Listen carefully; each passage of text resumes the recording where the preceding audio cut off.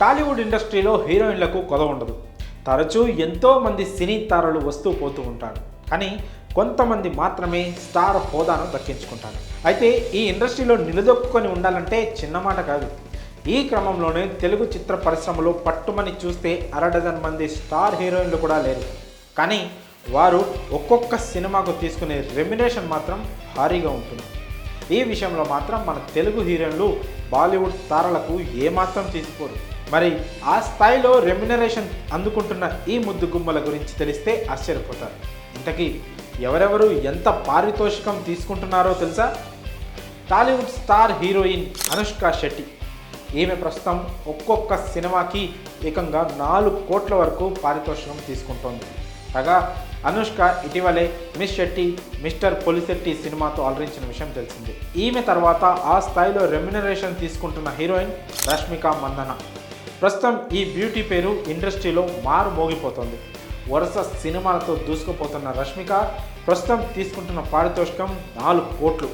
కానీ పుష్ప 2 సక్సెస్ అయితే ఈమె రేంజ్ మారిపోతుంది. అప్పుడు రెమ్యునరేషన్ పెంచేసినా ఆశ్చర్యపోవాల్సిన అవసరం లేదు. ఇక ఆ తర్వాతి స్థాయిలో భారీగా రెమ్యునరేషన్ తీసుకుంటున్నట్టు సమంత. ప్రస్తుతం సమంత 3 కోట్లు పారితోషికం తీసుకుంటోంది. ఇక సమంత ఇటీవలే ఖుషి సినిమాలో నటించి మెప్పించింది. ఇక ఆ తర్వాత స్థాయిలో పూజా హెగ్డే ఉన్నారు.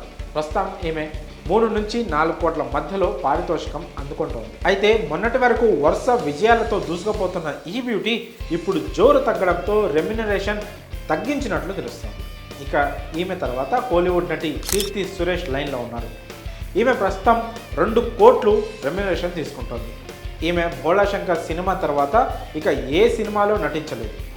ఈమె తర్వాత టాలీవుడ్ ముద్దుగుమ్మ కాజల్ అగర్వాల్. ఈమె బాలకృష్ణ నటించిన భగవంత్ కేసరి సినిమా కోసం 2 కోట్లకు పైగా పారితోషికం అందుకుందని సమాచారం.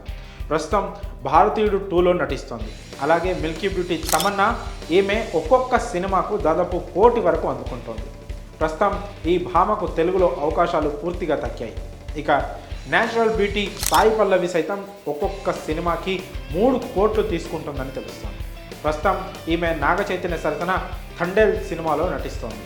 అలాగే బాలీవుడ్ అందాల భామ కియారా అద్వానీ కూడా ఒక్కో సినిమాకి 3 కోట్లు తీసుకుంటోంది.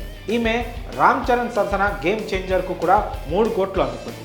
ఇక ఆ తర్వాత హీరోయిన్ రకుల్ ప్రీత్ సింగ్ ఉంది. రకుల్కు ఈ మధ్యకాలంలో టాలీవుడ్లో అవకాశాలు తగ్గాయి.